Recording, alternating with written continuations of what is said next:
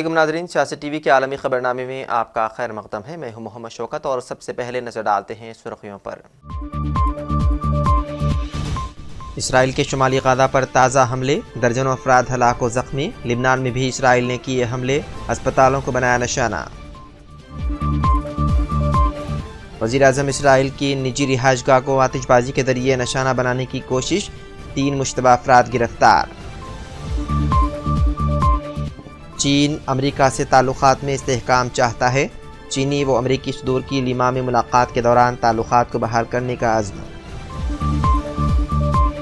وزیراعظم مودی بیرون ملک کے دوروں میں مصروف، ریاست منی پور ایک بار پھر تشدد کی لپیٹ میں۔ اور نیوزی لینڈ کے شہر آکلینڈ میں خالصتان کی آزادی کے لیے ریفرنڈم میں ووٹنگ کا عمل مکمل، مخالف ہندوستان نعروں کی گونج۔ تو ناظرین، یہ تھی سرخیاں، بڑھتے ہیں خبروں کی تفصیل کی جانب۔ غزہ میں حماس کے زیر انتظام محکمہ شہری دفاع نے کہا ہے کہ اسرائیل کے فضائی حملوں میں اس جنگ زدہ فلسطینی پٹی میں 4 خواتین اور 3 بچوں سمیت کم از کم 20 افراد شہید ہو گئے ہیں۔ شہری دفاع کے ترجمان محمود وصال نے کہا ہے کہ وسطی غزہ کے البریج مہاجر کیمپ پر کیے گئے ایک حملے میں 10 افراد شہید ہوئے۔ انہوں نے مزید کہا ہے کہ اسی کیمپ میں ایک مکان پر ہونے والے دوسرے حملے میں کم از کم 1 خاتون شہید اور 10 افراد زخمی ہو گئے۔ واصل نے بتایا ہے کہ جنوبی شہر رافع میں اتوار کی صبح اسرائیلی ڈرون کے ذریعے داغے گئے میزائل سے 5 دیگر افراد شہید اور 11 زخمی ہو گئے۔ اسرائیلی فضائیہ نے آج بھی بیروت کے جنوبی مضافات میں فضائی حملے کیے ہیں۔ 3 الگ الگ مقامات پر کیے گئے حملوں کے بعد آسمان پر سفید دھوئیں کے گھنے بادل چھا گئے۔ اسرائیلی فوج کا کہنا ہے کہ اس نے حزب اللہ کے ٹھکانوں کو نشانہ بنایا۔ خیال ہے کہ اسرائیلی فضائیہ نے ایک روز قبل بھی اسی علاقے پر حملے کیے تھے۔ تازہ ترین حملوں سے کچھ دیر پہلے اسرائیلی فوج نے رہائشیوں کو حدث، برج البرجحانہ اور اشیاء کے علاقوں سے نکل جانے کی تنبیہ کرتے ہوئے کہا کہ وہ حزب اللہ کے تنصیبات اور اثاثوں سے دور رہیں۔ لبنان کی سرکاری نیشنل نیوز ایجنسی نے کہا ہے کہ اسرائیلی طیاروں نے حدث میں سینٹ جارج اسپتال کے قریب بڑا حملہ کیا ہے۔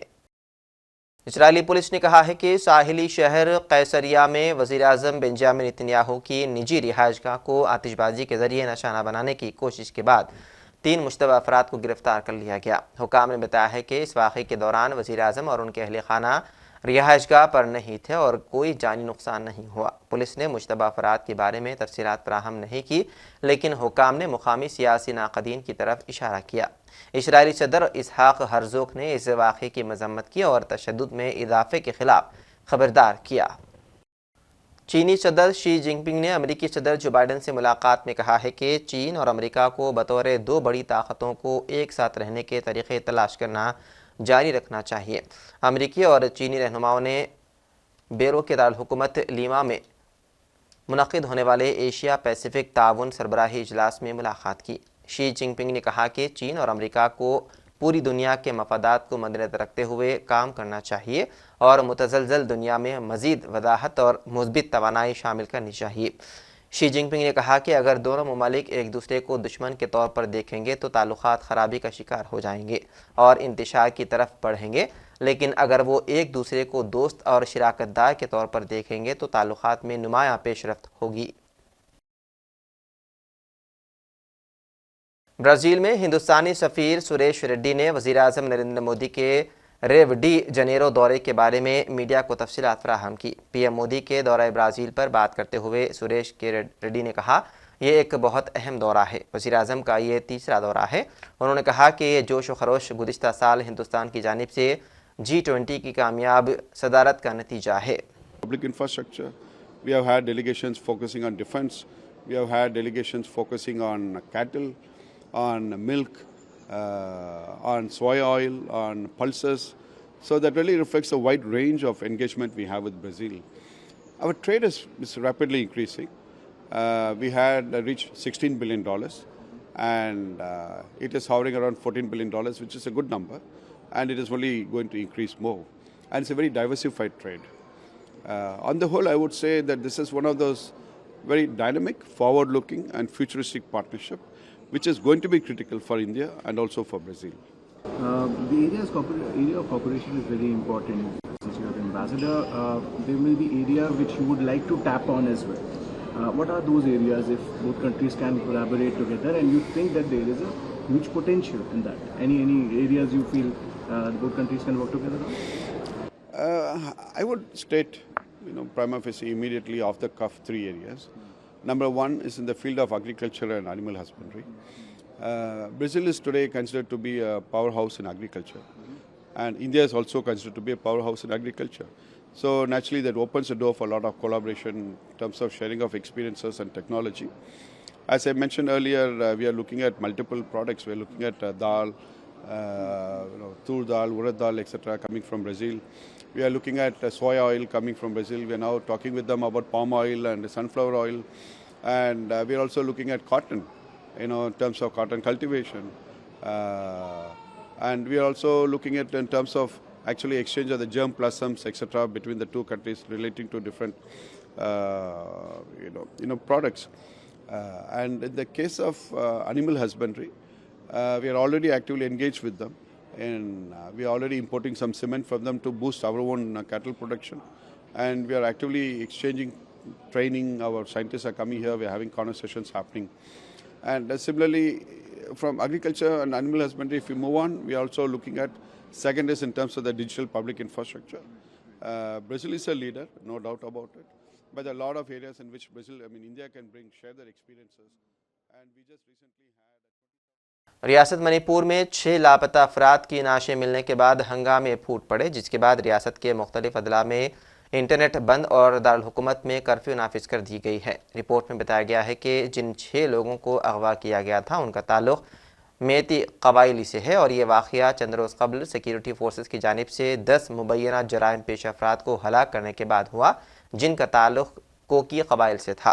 रिपोर्ट के मुताबिक इंतज़ामिया ने हंगामों के बाद 7 अदला में इंटरनेट सर्विस मुअत्तल कर दी है और रियासत दारुल हुकूमत इम्फाल में कर्फ्यू नाफिज है। वाज़ेह रहे कि रियासत मणिपुर में बसने वाली मेती कम्युनिटी और कोकी कबाइल में रियासती वसाइल और हुकूक को लेकर इख्तिलाफात मौजूद हैं, जो अक्सर हंगामों की शक्ल इख्तियार कर लेते हैं और मणिपुर में इससे कबल भी दोनों कम्युनिटीज़ में तसादुम होता रहा है।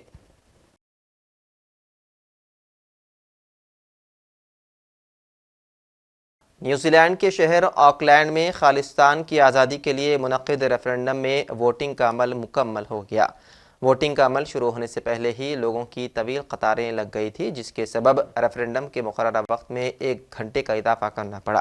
खालिस्तान रेफरेंडम में शिरकत के लिए दीगर शहरों से भी सिख कम्युनिटी की बड़ी तादाद ऑकलैंड पहुंची थी। वोट डालने के लिए आए अफराद ने हिंदुस्तान के खिलाफ नारेबाजी भी की, जबकि वोटिंग के लिए लोग पुरजोश नजर आए। इंडिपेंडेंट पंजाब रेफरेंडम कमीशन की जानिब से बताया गया है कि रेफरेंडम में 37,000 से ज़्यादा अफराद ने हक़ राय दही इस्तेमाल किया। वोट डालने के लिए आए अफराद को 4-4 घंटे इंतज़ार करना पड़ा। दूसरी जानिब मुबस्सिरीन का मानना है कि रेफरेंडम से हिंदुस्तान और न्यूजीलैंड के ताल्लुकात मुतासिर हो सकते हैं। ईरान ने नवमुंतखब अमरीकी सदर डोनाल्ड ट्रंप को कत्ल ना करने का वादे ऐलान किया है। अमरीकी मीडिया ने दावा किया है कि ईरान ने वादे किया है कि वो डोनाल्ड ट्रंप को कत्ल करना नहीं चाहता। अमरीकी मीडिया ने अपने दावे में ये भी कहा है कि ईरान ने गुज़िश्ता माह जो बाइडन इंतज़ामिया को इस हवाले से ख़त भी लिखा था। मीडिया रिपोर्ट्स के मुताबिक ख़त में ईरान ने कहा था कि वो ट्रंप के कत्ल की साजिश नहीं करेगा। मीडिया रिपोर्ट्स में मज़ीद बताया गया है कि जो बाइडन इंतज़ामिया ने ईरान को ख़बरदार किया था कि डोनाल्ड ट्रंप के कत्ल की ईरानी कोशिश जंग तस्वुर होगी। अमेरिका ने ट्रंप के कत्ल की मुबैना मनसूबाबंदी के इल्ज़ाम में एक अफ़गान शहरी को गिरफ़्तार किया था, जिसके बारे में उनका कहना था कि इसका ताल्लुक़ ईरानी पासदारान इनक़िलाब से है। और आखिर में सुर्खियों पर एक और नज़र। इसराइल के शुमाली गाज़ा पर ताज़ा हमले, दर्जनों अफराद हलाक व ज़ख्मी। लिबनान में भी इसराइल ने किए हमले, अस्पतालों को बनाया निशाना। वज़ीर-ए-आज़म इसराइल की निजी रिहाइशगाह को आतिशबाजी के जरिए निशाना बनाने की कोशिश, 3 मुश्तबा अफराद गिरफ्तार। चीन अमेरिका से ताल्लुकात में इस्तेहकाम चाहता है, चीनी व अमेरिकी सदूर की लीमा में मुलाकात के दौरान ताल्लुकात को बहाल करने का अज़्म। वज़ीर-ए-आज़म मोदी बैरून मुल्क के दौरों में मसरूफ़, रियासत मणिपुर एक बार फिर तशद्दुद की लपेट में। और न्यूजीलैंड के शहर ऑकलैंड में खालिस्तान की आज़ादी के लिए रेफरेंडम में वोटिंग का अमल मुकम्मल, मुखालिफ हिंदुस्तान नारों की गूंज। تو ناظرین، سیاست ٹی وی کے عالمی خبرنامے میں بس اتنا ہی۔ مزید اپڈیٹس کے لیے آپ بنے رہیے سیاست ٹی وی کے ساتھ۔ فی الحال مجھے دیں اجازت، خدا حافظ۔